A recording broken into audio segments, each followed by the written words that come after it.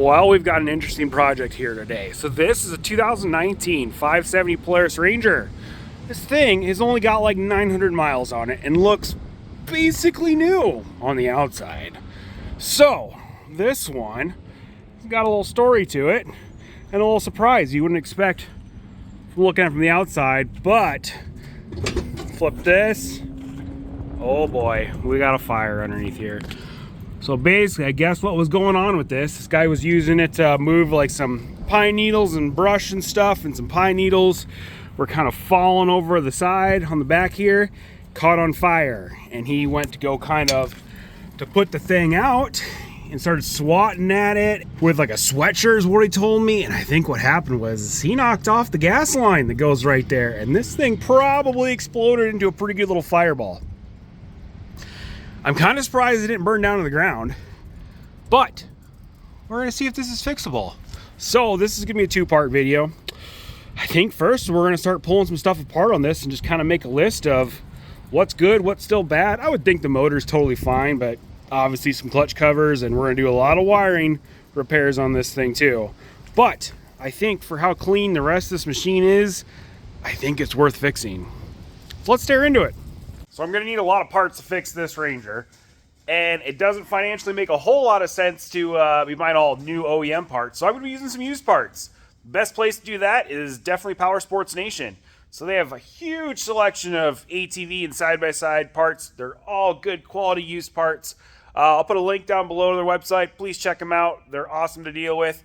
And they'll pretty much have anything you need for really any, especially the utility ATVs and side-by-sides. Okay, we've got her up on the forklift here. We are going to probably start pulling this clutch cover off, pull the clutches all the way off, get that off, see what's back behind there, and start just kind of pulling things off and kind of start making a list of what's all bad exactly. Try to figure out how much we want to replace on this and see if it's going to be fixable. Like I said, I think the motor's going to be fine, but once we get that clutch cover off, we can crank this thing over by hand and stuff too and confirm that the motor's still free. Just cracked the clutch cover off there. Looks like we got some fire retardant water coming out of this thing still.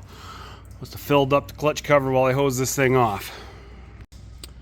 I've got all the bolts loose on here, but this looked like was probably the intake duct has melted and just kind of seized itself to this clutch cover. See if we can break it loose. Oh, it's going. There we go.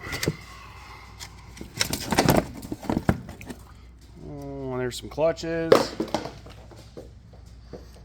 Nice and dirty. They're probably fine though. Even the belt's probably okay too. Well, we'll keep plugging away here. Got our clutches off. Working on the back clutch cover. Clutches are definitely dirty, but we'll see here. We'll get these things kind of cleaned up, and if I gotta fully disassemble them or something, I will, but we'll see if those clutches, I think they're probably still usable. We'll keep working on this. I think my main problem is just gonna be this harness. Not sure if I'm gonna buy a complete harness for it or work on repairing all these segments or not. We'll see how it goes. Well, I can kind of see why this started on fire. Look at all pine cones and pine needles and stuff just packed in here like crazy. That's nuts. It looks like pretty much everything rubbery has melted. Our intake boot looks a little charred, but like intake going to the air box, that's barely hanging on there. Coolant lines, but like every wire, so like that's our spark plug wire right there. These are our main power cables, power and ground. That's our gas line there, that got burnt off. And then things like, this is a vent line for the crankcase, all the ducting. So it seems like the damage is pretty much on this side. On the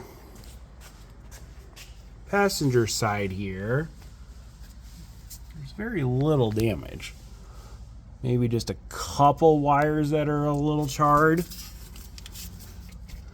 but nothing crazy. Interesting. Now that I've got kind of all the clutches and all this stuff kind of pulled out of the way, I'm going to work on this over here and see what's all wrong. So I'm going to pull this seat back off, and then I believe this is kind of a separate trim piece. And get this kind of figure out and see if this is going to be replaceable or what exactly. So I believe there's just a few screws here around here that's holding this seat back on, and this kind of plastic back, and then this trim piece. Not entirely sure what's holding that on, but we'll work on getting that taken off as well. And other than that, looks like I'm probably going to need to replace some coolant hoses and stuff on here too. Oh, would definitely my oil filler cap for sure too. Got the seat back off. You can see there was definitely a fireball that started working its way through there. Fortunately, it did just tar the bottom of this seat a little bit, which sucks because the rest of the seat is in perfect condition still. I don't think this is really worth replacing that whole seat. Maybe I can patch that up just a little bit, make sure it doesn't come undone. Working on, I think this is all one big plastic piece here though that kind of covers up this back part. So I'm gonna keep working on pulling this thing apart. Alrighty, we got our seat back off. It was kind of stuck together, or it just kind of melted together. I got to break it free from each other. Two pieces. I got that main piece out, which is sitting right here. I believe I am going to take off this plastic trim piece as well. It'll just give me more room to work on this wiring harness and stuff too. Plus, it is a little melted there, and I might as well replace that too, so it looks nice again. That's the next step. So I've got this thing completely stripped down, pretty much as far as I need to go. So now it's time to order some parts. When it comes to the wiring here, this is all melted. So I think what I'm going to do is get a complete wiring harness, but not replace the entire harness. I'm just going to splice in, because basically it's just this back half. So essentially, it's fine right here. Basically, it's bad on the way back. So we can splice in new connector, or all these wires will match them up, splice them together. But the reason I get a main harness use things like this, like that's our fuel injector connector right there. It's melted, so that's not usable anymore.